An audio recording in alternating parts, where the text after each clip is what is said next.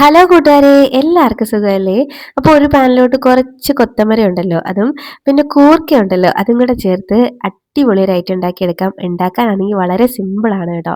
അപ്പോൾ ഇങ്ങനെ ഉണ്ടാക്കുന്നത് കണ്ടു നോക്കാം. അതിന് വേണ്ടി ചാനൽ സബ്സ്ക്രൈബ് ചെയ്ത് ആരെങ്കിലും കാണുന്നുണ്ടെങ്കിൽ പ്ലീസ് സബ്സ്ക്രൈബ് ചെയ്തേക്കണേ.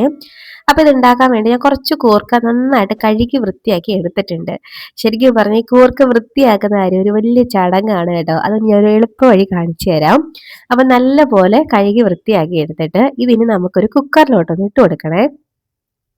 അപ്പോൾ കുക്കറിൽ ഇത് ഇട്ട് കൊടുത്തിട്ട് ആ, അത് വേവാനും പാകത്തിന് കുറച്ച് വെള്ളം ഒഴിച്ചു കൊടുക്കണം. അതായത് ഇത് മുങ്ങിക്കിടക്കണം കേട്ടോ. അതിനനുസരിച്ച് വെള്ളം ചേർത്ത് കൊടുക്കാം.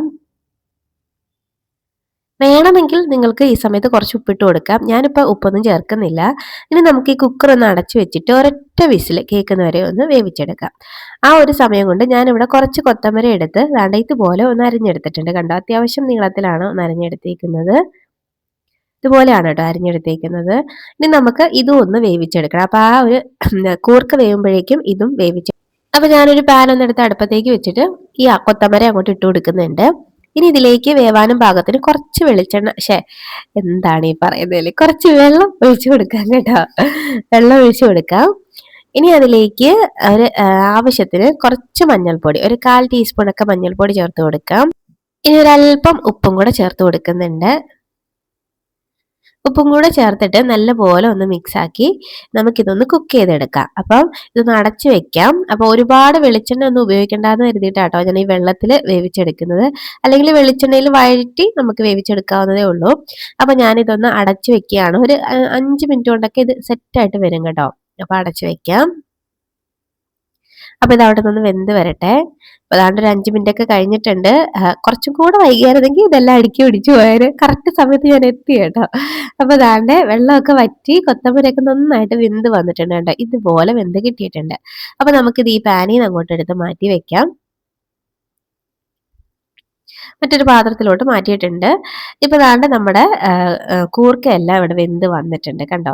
ഇതുപോലെ വെന്ത് കിട്ടിയിട്ടുണ്ട്. അപ്പം നമുക്ക് ഇത് ഇനി ഈ വെള്ളം ഒന്ന് കളഞ്ഞിട്ട് ഒന്നും കൂടെ വാഷ് ചെയ്ത് കുറച്ച് പച്ചവെള്ളത്തിൽ ഇത് ഇട്ടുകൊണ്ട് വരാം. അപ്പോൾ ഞാൻ ഈ വെള്ളം ഒന്ന് കളഞ്ഞിട്ട് കൊണ്ടുവരാവേ. അപ്പോൾ ദാണ്ടെ ഞാൻ കുറച്ച് പച്ചവെള്ളം ഒഴിച്ചിട്ടുണ്ട്. ആ വെള്ളം കളഞ്ഞു. ഇനി ഒരെണ്ണം എടുത്തിട്ട് ദാണ്ടെ ഇതുപോലെ ഒന്നാക്കുമ്പോഴേക്കും ആ തൊലി ഇളകി ഇങ്ങ് വരും. വളരെ എളുപ്പത്തിൽ ഇത് തൊലി ഇളക്കിയെടുക്കാം. കൂർക്കയാണെങ്കിൽ നല്ലപോലെ വെന്തിട്ടുമുണ്ട്. അപ്പം നമ്മുടെ പണി വളരെ സിമ്പിളായിട്ട് കഴിയും കേട്ടോ. അപ്പോൾ ഈ കൂർക്ക വൃത്തിയാക്കുന്നത് ഭയങ്കര ചടങ്ങാണെന്ന് കരുതുന്നവർ ഇങ്ങനെ ഒന്ന് ചെയ്ത് നോക്കിയാൽ മതി. എളുപ്പ വഴിയാണ്. കയ്യിലൊന്നും അഴുക്കോ കറയോ ഒന്നും ആവൂല. അപ്പോൾ നമുക്ക് ദാണ്ടെ ഇത് മൊത്തം ഇങ്ങനെ ക്ലീൻ ആക്കി ഞാൻ കൊണ്ടുവന്നിട്ടുണ്ട്. ഇനി അതൊന്ന് അരിഞ്ഞെടുത്ത് ദാണ്ടെ നീളത്തിൽ ഒന്ന് അരിഞ്ഞു എടുത്തിട്ടുണ്ട് കണ്ടോ. ഇതുപോലെയാണ് അരിഞ്ഞെടുത്തേക്കുന്നത്. അപ്പൊ ഇതങ്ങോട്ട് മാറ്റി വെക്കാം. ഇനി ആ പാൻ ഒന്ന് എടുത്ത് അടുപ്പത്തേക്ക് വെച്ചിട്ട് കുറച്ച് വെളിച്ചെണ്ണ ചേർത്ത് കൊടുക്കാം. വെളിച്ചെണ്ണ ഒന്ന് ചൂടായി വരുമ്പോഴേക്ക് ഞാൻ ഇതിലേക്ക് കുറച്ച് ചെറിയ ജീരകമാണ് കേട്ടോ ഇട്ട് കൊടുക്കുന്നത്. അപ്പൊ നിങ്ങൾക്ക് കടുക് വേണമെന്നുണ്ടെങ്കിൽ കടുക് ചേർത്ത് കൊടുക്കാം. ഞാൻ കടുക് ചേർക്കുന്നില്ല കേട്ടോ. അപ്പോൾ 1 ടീസ്പൂൺ ചെറിയ ജീരകവും പിന്നെ കുറച്ചധികം കറിവേപ്പിലയും കൂടെ ഇട്ട് കൊടുക്കുന്നുണ്ട്. ഇനി ഇതിലേക്ക് നമ്മൾ വേവിച്ച് വെച്ചേക്കുന്ന കൂർക്ക ഉണ്ടല്ലോ, അത് ചേർത്ത് കൊടുക്കാം. ചേർത്തിട്ട് നല്ലപോലെ ആ എണ്ണയിലിട്ടൊന്ന് വഴറ്റി കൊടുക്കാം. ഒന്ന് മിക്സ് ആക്കി കൊടുക്കാം.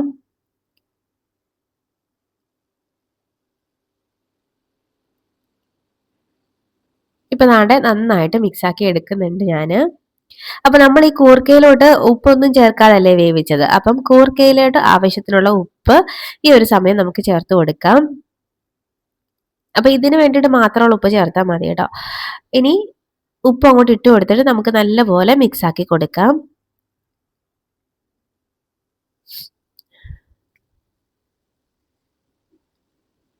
അപ്പൊ ദാണ്ടെ നന്നായിട്ട് ഞാനൊന്ന് മിക്സ് ആക്കി എടുത്തിട്ടുണ്ട്.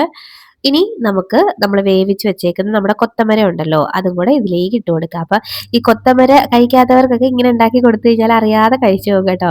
പിന്നെ കൂർക്കയും ഇഷ്ടമല്ലാത്തവരാണെങ്കിൽ ഉണ്ടാക്കാതിരിക്കുന്നോ നല്ലത്. കൂർക്ക ഇഷ്ടമല്ലാത്തവരായിട്ട് ആരെങ്കിലൊക്കെ ഉണ്ടാവുമോ അറിയില്ല. നല്ല ടേസ്റ്റ് അല്ലേ ഇതിന്. അപ്പൊ ദാണ്ടെ നല്ല പോലെ ഒന്ന് മിക്സ് ആക്കി എടുത്ത് ഇതുപോലെ നന്നായിട്ട് മിക്സ് ആക്കി കൊടുക്കണം.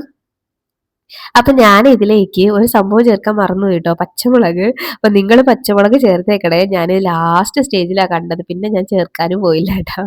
അപ്പം ഇതിലേക്ക് ഇനി ഫൈനലി കുറച്ച് നമ്മുടെ തേങ്ങ ഉണ്ടല്ലോ, അത് ചേർത്ത് കൊടുക്കുന്നുണ്ട്. തേങ്ങ ഞാൻ ചതയ്ക്കുന്നതൊന്നുമില്ല, ഡയറക്റ്റ് തേങ്ങ അങ്ങ് ചേർത്ത് കൊടുക്കുകയാണ് കേട്ടോ. തേങ്ങയും കൂടെ ചേർത്തിട്ട് നല്ലപോലെ ഒന്ന് മിക്സ് ആക്കി എടുത്തു കഴിഞ്ഞാൽ നല്ല അടിപൊളി ഒരു കൊത്തമര കൂർക്ക തോരൻ ഇവിടെ റെഡി ആയിട്ടുണ്ട് കേട്ടോ. ഈ സംഭവം ഉണ്ടല്ലോ ഞാൻ വെറുതെ പറയുന്നതല്ല, ഉണ്ടാക്കിയത് മാത്രം അറിയാം കേട്ടോ. ഇതെങ്ങനെ തീർന്നു എന്ന് എനിക്കറിയില്ല. വളരെ പെട്ടെന്ന് തീർന്നു കേട്ടോ. നല്ല ടേസ്റ്റ് ആണ്. ഇത് ചോറിന്റെ കൂടെയൊക്കെ സൈഡായിട്ട് വെച്ച് കഴിക്കാനൊക്കെ കുട്ടികൾക്കൊക്കെ ലഞ്ച് ബോക്സിലൊക്കെ കൊടുത്തു വിടാം. സംഭവം ഇവിടെ സെറ്റായിട്ട് വന്നിട്ടുണ്ട്. വളരെ സിമ്പിൾ അല്ലേ ഉണ്ടാക്കാനും. കണ്ടോ, കാണുമ്പോഴേ കഴിക്കാൻ തോന്നും. അധികം മസാലകളൊന്നും ചേർത്തിട്ടില്ല. അപ്പൊ അതാണ് നമുക്കിനി ഫ്ലെയിം ഓഫ് ആക്കാം. സംഭവം ഇവിടെ സെറ്റായിട്ട് വന്നിട്ടുണ്ട്. അപ്പൊ കൂർക്കയും കൊത്തമരയൊക്കെ ചേർത്ത് ഇതുപോലെ ആയിട്ട് ഉണ്ടാക്കി നോക്കണം. ഉണ്ടാക്കി നോക്കിയിട്ട് അഭിപ്രായം പറയാൻ മറക്കരുത്. വീഡിയോ ഇഷ്ടമാവുകയാണെങ്കിൽ ലൈക്ക് ചെയ്യാനും മറക്കല്ലേ. അപ്പൊ നമുക്ക് ഇനി ഒരു റെസിപ്പിയുമായിട്ട് വീണ്ടും കാണാടോ. അതുവരേക്കും ബൈ. Thanks for watching.